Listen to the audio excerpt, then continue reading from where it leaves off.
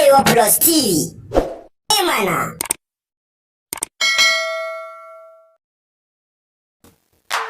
Assalamu alaikum masu sauraro. Barkanmu da sake saduwa a daidai wannan lokacin.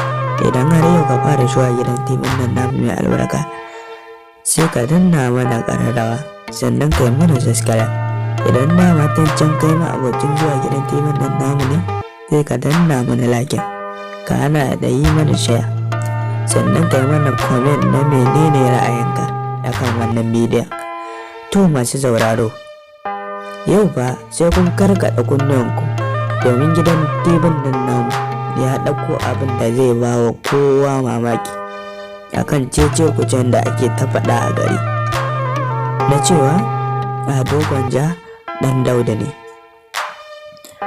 Mutane da yawa yanayin karakta ɗin da Ado Gwanja yake riƙewa, wasu suna kiransa da ɗan Daudu, sai dai abin da mutane ba su sani ba shine shi Ado Gwanja ba ɗan Dauda ba ne.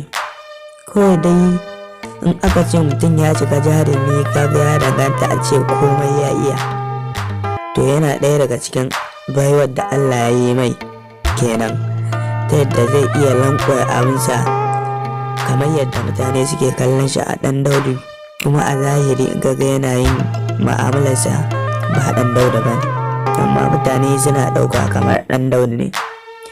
To jama'a, Ado Gwanja dai ba ɗan Dauda ba ne, kawai dai yanayin karakta ce ta Dauda tana mai kyau, da kuma yanayin shi yadda ya ba wa abinsa muhimmanci, zai yi duk yadda za a yi ya kyau.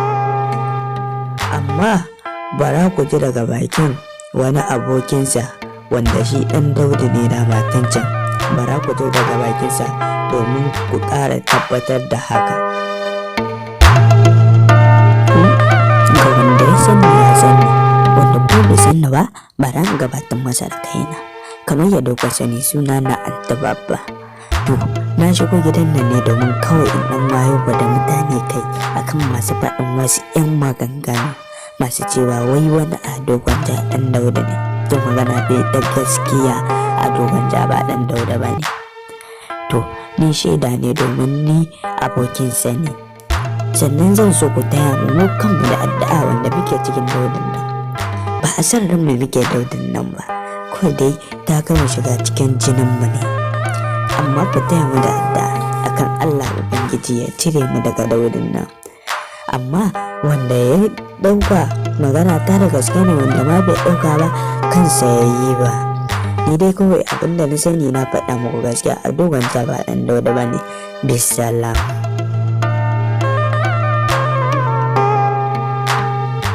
To jama'a, kun ji dai daga bakin ita antan su wa'annan ɗan Daudan, ya ce shi Ado Gwanja ba ɗan Dauda ba ne.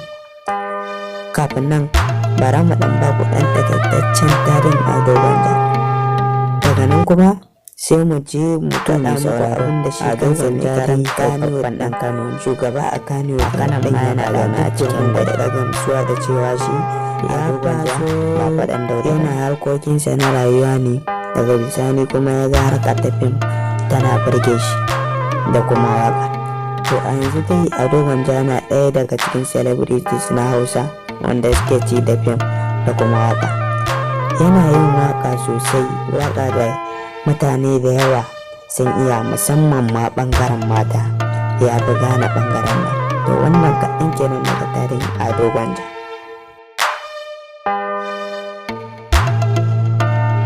To mai sauraro, kamar yadda muka faɗa muku, idan muka ba ku ɗan kaɗan daga tarihin Ado Gwanja, ya kuma mu zo mu faɗa muku abin da shi kansa mai Kano ɗin ya faɗa akan Ado Gwanja, ta yadda ku da tabbatarwa Ado Gwanja ɗan Dauda ne ko kuma ba ɗan Dauda ba ne.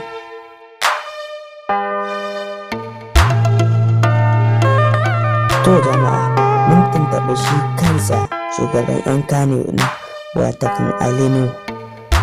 Ali Nuhu dai a Hausa Kano ba sama da shi, shi ne shugabansa gaba ɗaya.